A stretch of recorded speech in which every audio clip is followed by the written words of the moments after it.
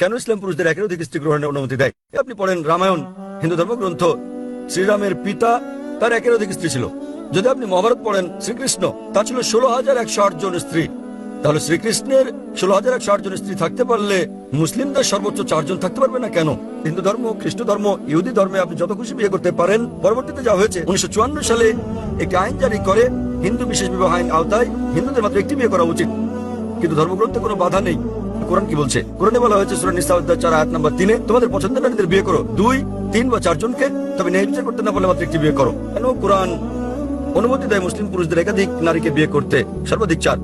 জীবন চলার পথে যুদ্ধের কারণে মৃত্যু হয়, মদ্যপানে মৃত্যু হয়, মাদকাসক্তিতে হয়, দুর্ঘটনায় হয়, এসব কারণে নারীর তুলনায় পুরুষেরা বেশি মারা যায়। তাই বর্তমান বিশ্বে পুরুষের চেয়ে নারীদের সংখ্যা বেশি।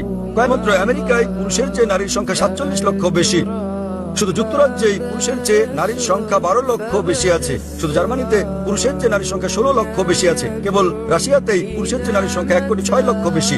যদি আমি আপনার সঙ্গে একমত হই যে একজন পুরুষের একজন নারীকে বিয়ে করা উচিত, আর ধরুন আপনার বোন থাকেন আমেরিকায়, প্রতিটি লোকের একজন করে স্ত্রী রয়েছে, তারপরও সেখানে 47 লক্ষ নারী থেকে যাবে যারা জীবন সঙ্গী খুঁজে পাবে না।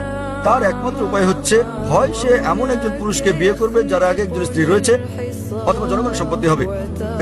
আমেরিকায় রক্ষিত থাকাটা খুবই সাধারণ ব্যাপার। 5, 10, 20, 30 কোনো সমস্যা নেই, কিন্তু একজনের বেশি বৈধ স্ত্রী হলেই তারা সেটা গিলতে পারে না। যখন একজন নারী রক্ষিতা হয়, সে তার অধিকার পায় না, তাকে অসম্মান করা হয়, তার সঙ্গে ভালো ব্যবহার করা হয় না। ইসলামে যখন একজন নারী দ্বিতীয় স্ত্রী হয়, সে তার সম্মান পায়, সে তার অধিকার পায়, তার সঙ্গে ভালো ব্যবহার করা হয়। তাই অনুমতি দিয়েছে ইসলাম কিছু লোককে একাধিক স্ত্রী গ্রহণ করার, নারীর সম্ভ্রম রক্ষা করার জন্য।